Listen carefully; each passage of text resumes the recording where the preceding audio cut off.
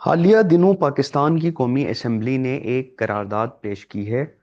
جس میں یہ ریکمنڈیشن دی گئی ہے کہ سی ایس ایس ایگزام کی عمر کی بالائی حد 35 سال مقرر کی جائے، جو پہلے 30 سال تھی، اور پہلے کے مقابلے میں طلباء کو 3 اٹیمپٹس کی جگہ 5 اٹیمپٹس میں شامل ہونے کی اجازت دی جائے۔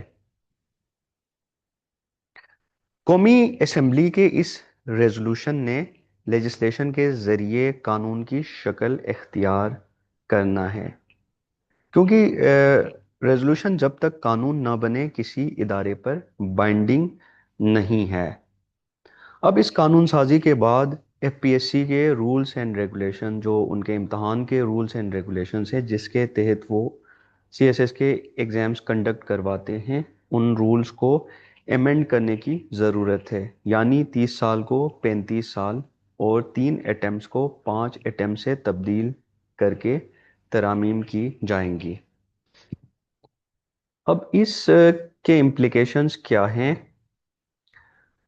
یعنی اس عمر کی بالائی حد تک کو 35 سال کرنا اور 3 کی جگہ 5 مرتبہ اٹیمپٹس میں اپیئر ہونے کی اجازت دینا، اس کی امپلیکیشنز کیا ہیں؟ سب سے پہلے طلباء کو پہلے کے مقابلے میں عمر کی مد میں زیادہ مواقع ملیں گے، یعنی پہلے گریجویٹس 30 سال میں اس ریس سے آؤٹ ہوتے تھے، اب وہ 35 سال تک قسمت آزمائی کر سکیں گے، کیونکہ جو گریجویٹس ہوتے تھے وہ اپنی عمر کے 3 سال 4 سال 5 قیمتی سال دینے کے بعد اس ریس سے آؤٹ ہو جاتے تھے، تو ان کے پاس دوبارہ شامل ہونے کی اپرچونٹی ختم ہو جاتی تھی۔ تو اس لیجسلیشن کے تحت وہ 35 سال تک 2 مزید اٹیمپٹس حاصل کر کے اس ریس میں دوبارہ شامل ہو سکیں گے۔ اور دوسری بات یہ ہے، اس کے اندر ڈائیورسٹی آئے گی۔ ڈائیورسٹی اس سینس میں کہ جو عمر کے پختہ افراد ہوتے ہیں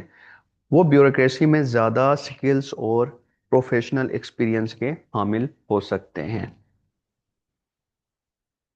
اس لیجسلیشن کے بعد سی ایس ایس امتحان کے اندر مقابلہ جو ہے کینڈیڈیٹس میں وہ بڑھ جائے گا،